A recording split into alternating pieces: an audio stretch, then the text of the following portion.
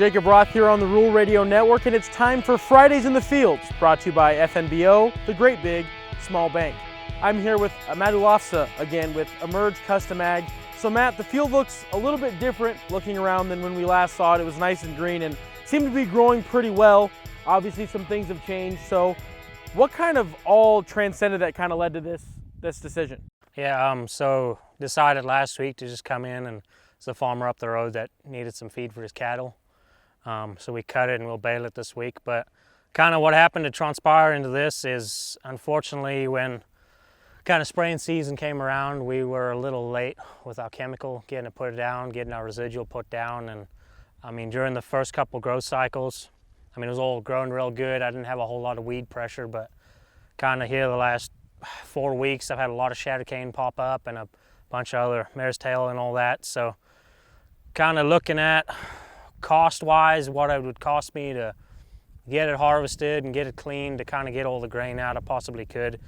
It just kind of wasn't viable in my book. So, I mean, doing what I did now, I mean, obviously I'm probably not getting the profit out that I would have if I harvested it. I mean, I'm still not losing any money, but I'm just taking it as a learning experience, kind of take it as it comes this year. I made a little money on it. Learn from this experience, try and improve next year on a better chemical program, trying to get in earlier into the field and just get this sorted out for next season. So you kind of talked about how like you saw that it was maybe not going to be ideal when you had the shatter cane and other things pop up. Why cut it for feed? What did you all kind of do? What were the thoughts? What were the tests you did? What kind of was the whole run up to deciding to cut it for feed when you knew you had a farmer that was interested? Yeah, I mean, yeah, the farmer gave me a call and it kind of just put the idea out there about cutting it. And we went through and did a nitrate test on it. We did 2 nitrate tests and they came back really positive. I mean, average, I think a nitrate test, a good one is probably 12 points. We were sitting at about 17. So I mean, a really good amount of nitrogen and nutrients in this Milo for cattle. So we kind of just discussed it, and obviously, I mean, for him, he's not exactly set up to feed his cattle with ground hay. He just rolls his bales out, which also the stalks will give him quite a bit of roughage too, just added to their diet. But just a good, solid all-around feed for them, good nitrogen, good proteins, and quite a bit of roughage too, just to benefit the feed. Absolutely. So what's your plan for this field for the rest of the year? So right now I am planning on, I'll probably come in on Friday and put some rye down just as a cover, because I had come in and cultivated this between the rows, so there's not a whole lot of anything there to kind of keep the soil together. So I'll come in, put some rye in it just for the fall and the winter, and then we'll probably do no-till corn right into the rye, and then we'll probably just kill off pre-emergence. Or I might go post-emergence just to kind of see what moisture content is in the soil before I just go in and kill it off. I'd like to get a little weed cover out of it. Obviously, if the rye gets up tall enough, if we have enough moisture for it to grow a decent height, I mean, it'll really help with the weed pressure we saw in this field this year. So that's kind of why I'm going with the rye. Good weed pressure, keep the soil moisture in the soil. And then also you get a pretty decent little nitrogen credit from the rye itself when you kill it off and it starts working its way back into the soil. I mean, you can get probably 10 to 15 pounds of nitrogen out of it, just as an added bonus to the other advantages of it.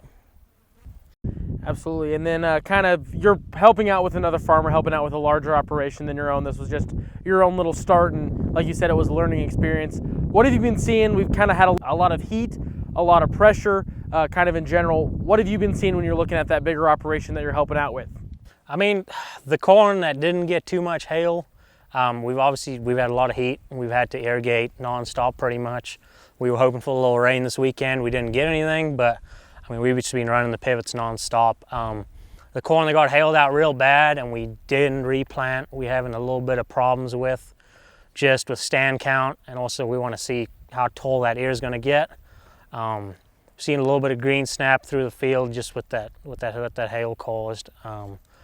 The beans, obviously we had to go in and replant a bunch of that. We're seeing a little bit of weed pressure on that just because we waited a little late to spray on that too, and unfortunately we got a little water hemp coming and popping up because we went back in and we just put 30-inch rows down instead of 15, so it didn't canopy as fast as what we'd like to. But And unfortunately now we've passed the cutoff on dicamba, so we can't go back in and really spray anything. So right now we'll just kind of see what harvest brings for us.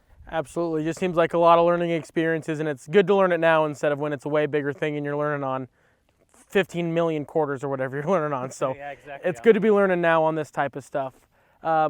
So next time we're going to come back, we'll be with you again. Granted, we probably won't be doing anything here on this field because you'll hopefully have rye planted by then and everything. What are you hoping to see when it comes to the other fields that you're helping out with?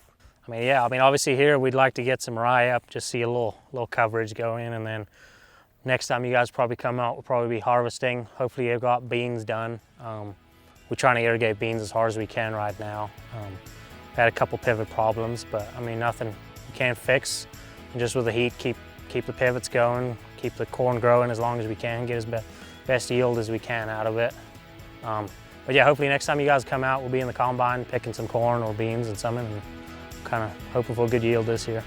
Absolutely. Thank you again. And that was Matt Oelofse of Emerge Custom Ag. I'm Jacob Roth, and this was Fridays in the Fields, brought to you by FNBO, the Great Big Small Bank.